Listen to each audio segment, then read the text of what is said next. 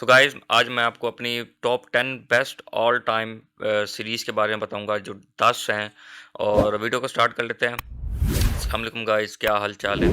So guys सीधा video start करते हैं। सबसे पहली जो मतलब कि अच्छा एक आपको एक बात बता दूं कि इनको मैंने कोई रैंक नहीं दिया हुआ अपने पॉइंट ऑफ व्यू में। मेरे लिए ये सारे टॉप वन में आते हैं, तो मैंने इनको कोई रैंक नहीं दिया हुआ। आपने अगर रैंक दिया हुआ है और आपकी भी अगर सेम ही टॉप 10 की लिस्ट है, तो आप कमेंट सेक्शन में मुझे बता सकते हैं। देखिए नंबर 1 पे है प्रिज़न ब्रेक। अगर आप लोगों ने प्रिज़न ब्रेक देखा हुआ होगा तो आप लोगों को आइडिया होगा कि जिस तरह से माइकल स्कोफ़ील्ड प्रिज़न ब्रेक करवाता था अपने भाई के लिए। उसने प्रिज़न ब्रेक करवाया था और उसके बाद जो फिर आगे वो सारे मसले जो आए थे, जिस तरह से फिर सारे उसके साथ जुड़ गए थे प्रिज़न ब्रेक के लिए। सबने कहा था कि भई हमें भी प्रिज़न से बाहर निकलना है। तो उसके बाद फिर उसके आगे सीरीज़ जो मतलब सीज़न चलते गए वो बड़े कमाल के थे। और इसका जो सबसे कमाल वाला सीन जो मुझे लगा वो लगा आई थिंक 4th सीज़न था जिसमें वो सिला वाला सीन था, वो जो चिप थी। उसमें जो जितना थ्रिल था और जितना सस्पेंस था उसका तो ख़ैर कोई जोड़ नहीं है। इसलिए मैंने इनको रैंक नहीं दी हुई जितने भी मेरे ये टॉप 10 के हैं, क्योंकि मेरी नज़र में सारे ही जो है ना वो मेरे करीब है, नंबर 1 पे हैं, क्योंकि हर चीज़ में एक नई मुनफ़रिद बात है। हर सीज़न में। तो वो वाला सीन मुझे बड़ा हिट किया था। और 5वाँ सीज़न इसका जो है ना वो बड़ा ही मीडियोकर सा था, क्योंकि जिस तरह से स्टोरी एंड हो गई थी 4th सीज़न में माइकल स्कोफ़ील्ड की स्टोरी एंड हो गई थी। उसके बाद वो ज़बरदस्ती उसको 5वें सीज़न में लाया गया और वो इतना कोई ख़ास हिट नहीं गया। और अगर मैं दूसरे नंबर पे देखूँ तो वो है गेम ऑफ थ्रोन्स। आप सबको पता होगा गेम ऑफ थ्रोन्स। अच्छा मुझे ना कमेंट सेक्शन में बताइएगा कि आपने गेम ऑफ थ्रोन्स कैसे देखना शुरू किया? मैं आपको बताता हूँ कि मैंने गेम ऑफ थ्रोन्स कैसे देखना शुरू किया। मेरा एक दोस्त है, उसने मुझे गेम ऑफ थ्रोन का एक क्लिप दिखाया जिसमें नाइट वॉकर्स या व्हाइट वॉकर्स, मेरे ख़्याल में शायद मैं भूल रहा हूँ। वो आते हैं और वो हर चीज़ को जो जिस चीज़ को भी वो टच करते हैं वो बर्फ़ की हो जाती है और वो फिर उनकी गुलाम बन जाती है। तो मुझे इस चीज़ ने हिट किया गेम ऑफ थ्रोन्स को। मैं लिटरली पूरे सीज़न में सिर्फ़ और सिर्फ़ व्हाइट वॉकर्स या नाइट वॉकर्स इनको देखने के लिए मैं सीज़न देखा करता था। और फिर आहिस्ता-आहिस्ता वो फिर सीज़न की स्टोरी डेवलप हुई और वो फिर उसने इतना हिट किया सीज़न ने। और इसका जो मेन आप कह लेना कि ना मुझे जो हिट करने वाला है वो यही व्हाइट वॉकर्स वाला सीन है। और जो ड्रैगन वाला सीन है, जो खलीसी के पास ड्रैगन्स थे, ये एक जो है ना बड़ा आपको फैंटेसी वाला एलिमेंट लेके आती है और आपको कनेक्ट करती है। एक तरफ अगर व्हाइट वॉकर्स हैं तो देन दूसरी साइड पे ड्रैगन्स हैं, तो फिर इनका जो मुकाबला होता है वो उसकी वजह से फिर मैंने ये सीज़न पूरा देखा और समहाउ बड़ा ही स्ट्रॉन्ग सीज़न था। अच्छा गेम ऑफ थ्रोन का जो सीन ओपनिंग आप कह लें कि म्यूज़िक है, वो कितना हिट करता है। मतलब कि वो एक-एक चीज़ सारा उसमें दिखा रहे होते हैं कि कहाँ-कहाँ पे थ्रोन्स हैं, कहाँ-कहाँ पे हुकूमत है और किस-किस इला मतलब के एरिया में वो जो सारा एक सिनेरियो है वो आप अगर देखें तो आपको स्क्रीन पे शो भी हो रहा होगा। तो वो जो है ना वो बड़ा एक हिट करता था सीन। तो ख़ैर गेम ऑफ थ्रोन्स भी मेरा टॉप 10 में आता है। और उसके बाद अगर हम बात करें तो वन एंड ओनली हाइस्ट, उससे पहले आप अगर मनी लगा लें तो Money Heist, the professor the great, मतलब उसको मैं ऐसे प्रोनाउंस करता हूँ। मनी हाइस्ट मेरा जो है ना नंबर 3 पे मैं रख रहा हूँ। वैसे तो नंबर 1 पे ही है लेकिन बताने के लिए। तो मनी हाइस्ट गाइस, अच्छा जब मनी हाइस्ट सीज़न आया तो इसका नाम शुरू में था ला कासा दी पेपल स्पेनिश में, और इंग्लिश में फिर इसको मनी हाइस्ट इसका नाम आया। अच्छा ला कासा दी पेपल जब ये शुरू-शुरू में आया, पहला सीज़न इसका आया, तो मुझे दोस्त ने बताया कि ये सीज़न देखो, ये मज़े का है। अच्छा मैंने सीज़न डाउनलोड कर लिया, उस टाइम टॉरंट का ज़माना होता था, नेटफ्लिक्स वगैरह इतना नहीं हुआ करता था। तो डाउनलोड कर लिया, वो स्पेनिश में निकल आया। अब वो स्पेनिश में निकल आया, मैंने थोड़ा बहुत देखा, मुझे नहीं हिट किया। मैंने कहा यार क्या फ़ारक सीज़न है ये वो। मुझे नहीं पता था कि इसकी इंग्लिश डब भी होती है। उस टाइम बच्चे होते थे, नहीं आइडिया होता था। तो फिर जब वो नेटफ्लिक्स आया और जब एक इसकी हाइप बनी कि मनी हाइस्ट देन फिर मैंने देखा, मैंने कहा यार ये तो मैंने देखा था शुरू में। और उस टाइम तो ये इतना हिट नहीं किया था और एक लैंग्वेज बैरियर भी था। लेकिन उसके बाद जब फिर मनी हाइस्ट ने बाबा जी गेम उठाई है, प्रोफ़ेसर की जिस तरह से गेम थी, उसके बाद टोक्यो, मतलब हर करैक्टर से ही आपको एक जो है ना लगाव हो गया था। और अच्छा, एक मज़े की बात बताऊँ, जब ये मैंने सीज़न देखा और इसमें जितने भी करैक्टर थे उनका एक कंट्री के कैपिटल के नाम पे उनका नाम था। तो आप में से कितने लोगों ने वो कंट्री जाके सर्च की और किस-किस का कैपिटल था वो, किस कंट्री का, वो मुझे कमेंट सेक्शन में बताइएगा कि अगर आपने भी मेरी तरह वो जाके सर्च किया, क्योंकि बॉस मैंने तो सर्च किया था। जिस तरह से नायरोबी और टोक्यो, और जिस तरह से जिन-जिन का तो ख़ैर पता था वो तो सर्च नहीं किया, लेकिन जिन-जिन का नहीं पता था जैसे हेलसिंकी, तो ये जो है ना इस तरह के जो आप कह लें कि कैपिटल थे वो मैंने सर्च किए थे। अगर आपने सर्च किए हो तो मुझे ज़रूर बताइएगा। तो ख़ैर, मनी हाइस्ट एक हाइस्ट के ऊपर सीज़न है। अगर आप लोगों ने नहीं देखा तो आप लोग देख सकते हैं, नेटफ्लिक्स पे अवेलेबल है। तो प्रोफ़ेसर का जो माइंड दिखाया है ना, वो समहाउ मुझे माइकल स्कोफ़ील्ड वाला माइंड लगता था। थोड़ा बहुत आप सिमिलरिटी दिखा सकते हो। मेरा पॉइंट ऑफ़ व्यू है ये। मेरे पॉइंट ऑफ़ व्यू के हिसाब से कि थोड़ी बहुत सिमिलरिटी प्रोफ़ेसर का माइंड और माइकल स्कोफ़ील्ड का माइंड जो प्रिज़न ब्रेक में था, उसका माइंड थोड़ा-सा मुझे हिट करता है। और बाकी सीज़न ओवरऑल बहुत क्लास का है, जिस तरह से उसमें प्रोफ़ेसर को एक एज दिखाया है, हर चीज़ में वो उसको एज होता है, उसके पास हर चीज़ का सॉल्यूशन होता है। तो बेस्ट सीज़न है मनी हाइस्ट। तो उसके बाद अगर हम बात करें तो शायद मैं अब एक वर्ड बोलूँ आपको समझ आ जाए, अमेरिकन डार्क पॉलिटिक्स। अगर आपने नहीं देखी, तो आप जाकर देखें हाउस ऑफ कार्ड्स, नेटफ्लिक्स पे अवेलेबल है। और हाउस ऑफ कार्ड एक ऐसा सीज़न है जो आपको पॉलिटिक्स के बारे में, उसकी डार्क रियलिटी आपको दिखाएगा। और पावर का जो एक नशा होता है ना पावर का, वो भी आपको दिखाएगा कि कैसे 2 रिश्तों में पावर, जब एक पावर का एलिमेंट आ जाता है ना, वो फिर कैसे उन 2 रिश्तों को दूर कर देता है, या वो पॉलिटिक्स के चक्कर में किस तरह से वो एक-दूसरे को भूल जाते हैं या इंसानियत भूल जाते हैं, उसको दिखाया गया है। और बहुत कमाल का सीज़न है। ख़ास करके जो एस्पिरेंट्स हैं, ख़ास करके जो सीएसएस वाले हैं, उनके लिए तो मस्ट रिकमेंड है कि हाउस ऑफ कार्ड्स देखें। आपको बहुत नॉलेज मिलेगा और आपकी इंग्लिश भी बेहतर होगी, आपको टर्मिनोलॉजीज़ पता चल जाएँगी। तो मस्ट रिकमेंड है हाउस ऑफ कार्ड, मेरी टॉप 10 की लिस्ट में आता है।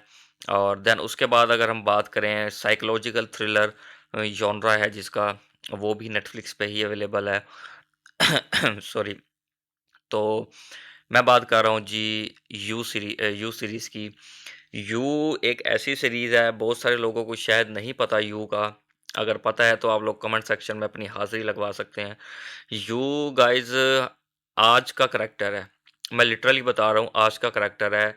जिस तरह से यू को नैरेट किया गया है या जिस तरह से इसको स्क्रिप्ट किया गया है, स्क्रिप्टेड किया गया है, यू का जो करैक्टर है जो गोल्डबर्ग, वो जिस तरह से उसका साइकोलॉजिकल फैक्टर दिखाया है या माइंड दिखाया है, वो आज के बहुत सारे लोगों में अप्लाई होता है। स्टॉकिंग करना, ओवरथिंकिंग करना, इमेजिनेशन करना, और हद से ज़्यादा किसी के बारे में इमेजिन कर लेना। तो ये जो है ना यू में टोटली आपको दिखाया गया है। और साइकोलॉजिकल थ्रिलर विद, आप कह लें कि वायलेंस और थ्रिल और सस्पेंस से भरपूर है ये सीरीज़। आप लिटरली इसकी पहले सीज़न की 2-3 एपिसोड देख लें, आपको सारा आइडिया हो जाएगा कि यूज़ का सीज़न किस बेस पे है। और पर्सनली मुझे साइकोलॉजिकल थ्रिलर जो जॉनरास के मूवीज़ हैं, या आप उन्हें सीरीज़ कह लें, मुझे पर्सनली बहुत हिट करती हैं। क्योंकि एक नई, मेरे हिसाब से एक ये एक नई चीज़ है। आप साइकोलॉजी को पढ़ें, आप ह्यूमन साइकी को पढ़ें कि ह्यूमन माइंड किस तरह से काम करता है या वर्क करता है अकॉर्डिंग टू सिचुएशन। तो ये 5वाँ आप इसको कह सकते हैं कि मेरी लिस्ट में यू है।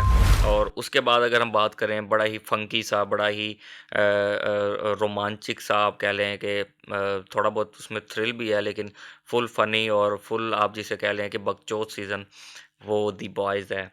और आपको आइडिया हो गया होगा, बहुत सारे लोगों ने देखा है, उसपे मीम्स भी बहुत बनी हैं। होमलैंडर जिसका करैक्टर बहुत सारे लोगों को पसंद आया होगा, उसपे मीम्स भी बहुत बनी हैं। अमेज़न का सीज़न है, अमेज़न प्राइम का, और बड़ा ही कमाल का सीज़न है। फुल जेंगो माहौल बॉयज़ के ऊपर वो इसमें दिखाया गया है, द बॉयज़ में, और बड़ा ही प्यारा नरेट हुआ है।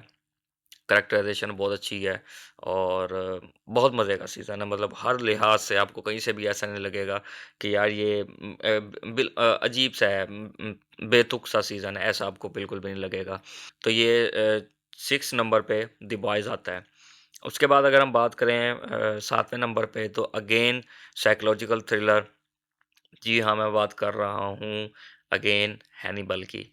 हैनिबल अगर आप लोगों ने नहीं देखा, मैं उम्मीद तो फुल करता हूँ कि आप लोगों ने देखा होगा हैनिबल क्योंकि हैनिबल ऐसा क्लासिकल सीज़न है कि इसकी बड़ी कॉपीज़ भी आई हैं और एक इसका सीज़न ऐसा भी है जिसने इसको कॉपी की है और वो इंडिया ने रिलीज़ किया लेकिन उसमें मैं आपको ख़ैर वो भी बताता हूँ। तो इस सीज़न पे मूवीज़ भी बहुत बनी। इस सीज़न की जो थीम और आइडिया वो भी बहुत उठाया गया। लेकिन जो क्लासिकल है वो हमेशा हैनिबल ही रहेगा, जितना मर्ज़ी इसको कॉपी कर लें। अच्छा हैनिबल आपको याद होगा कैसीनो रॉयल एक मूवी आई थी जेम्स बॉन्ड की। उसमें कैसीनो में जो ये एक वो बाज़ी खेलते हैं, उसमें जो एक बंदा होता है जिसकी थोड़ी-सी आँख का प्रॉब्लम होता है, वो है इसमें हीरो मुझे उसका नाम नहीं याद, वो पोलर मूवी में भी है। उसका मुझे अब नाम नहीं पता ख़ैर, वो है इसमें और प्योर जो आप कह लें कि साइकोलॉजिकल है साइकियाट्रिस्ट होता है। ये जो मैं जिसका आपको बता रहा हूँ पोलर वाला साइकियाट्रिस्ट होता है और एक बहुत बहुत आप कह लें अमीर और रिच बंदा होता है और इसको ह्यूमन मीट खाने का शौक होता है। और उसके पीछे भी एक पूरी साइकोलॉजी अप्लाई हो रही है कि क्यों वो ह्यूमन मीट खाना पसंद करता है और उसका जो खाने का स्टाइल है मतलब इतना क्लास का स्टाइल है, हर टाइम का खाने का उसका कपड़े चेंज होंगे और एक बार जो ह्यूमन मीट खा लेता है जिस साइड से दोबारा वो सेम टाइम पे रिपीट नहीं करता, उसको डिफरेंट साइड से खाना होता है। तो प्योर एक आप साइको कैरेक्टर कह लें और प्योर साइकोलॉजी अप्लाई हो रही है इसमें हैनिबल में और बड़ा ही क्लास का सीज़न है। देन उसके बाद असुर जिसकी मैं बात कर रहा था, असुर और हैनिबल समहाउ बड़ा लिंक करते हैं क्योंकि किसी का कोई जोड़ नहीं है। जब अरशद वारसी अपनी एक्टिंग करने पे आता है तो अरशद वारसी का कोई जोड़ नहीं है और ये सीज़न भी बहुत अच्छा है। पहले ये season I think Sony LIV ने इसको ऑन एयर किया था, उसके बाद फिर इसे जियो सिनेमा ने ले लिया था। आई थिंक कि मुझे ऐसे लगता है। अब तो ख़ैर कन्फ़र्म है कि जियो सिनेमा ने इसको ले लिया है, पिछला मुझे याद नहीं क्योंकि 2020 में आया था पहला सीज़न और 2023 में इसका दूसरा सीज़न आया। अच्छा सीज़न है, देखने का है और सबसे जो मज़े की बात है वो इंडियन डार्क मेथोडोलॉजी इसमें अप्लाई हो रही है। देन उसके बाद अगर हम बात करें वाइकिंग्स की तो मेरा वाइकिंग्स है जो 9वें नंबर पे है। और गॉड्स के ऊपर बनी हुई है। आपने बहुत सारे लोगों ने देखा हुआ होगा वाइकिंग्स। वाइकिंग्स का पर्सनली मुझे रैग्नारॉक लॉथब्रुक जो है, वो मुझे बड़ा मज़े का करैक्टर लगा। सबका वही होगा, उसकी जो मुझे अपीयरेंस है ना, मुझे उसने हिट किया। लंबे बाल, दाढ़ी लंबी और एक रफ़नेस सी उसकी अपीयरेंस है, उसने मुझे बहुत हिट किया रैग्नारॉक ब्रुक की। और बाकी ओवरऑल सीज़न बहुत अच्छा है। वाइकिंग्स आपको पता है कि एक ऐसा कबीला था जो डिफरेंट जगहों पे जाके मतलब कब्ज़ा कर लेता था या लूट-मार जो है ना वो इसका पेशा था। इस पे बना हुआ है और आप सबने देखा होगा। मुझे 110% यकीन है कि आप सबने इसको देखा होगा। ये वाइकिंग्स सीरीज़ एंड हो गई है लेकिन कमाल की सीरीज़ थी। अब उसके बाद अगर हम लास्ट और 10 पे बात करें तो वो मैंने अमेरिकन हॉरर स्टोरी रखा है। क्योंकि देखें सारा हो गया था action, drama, thriller, psychological thriller, सिर्फ़ हॉरर रह गया था और हॉरर में फिर हॉरर स्टोरीज़ से बेटर मुझे कुछ नहीं लगा।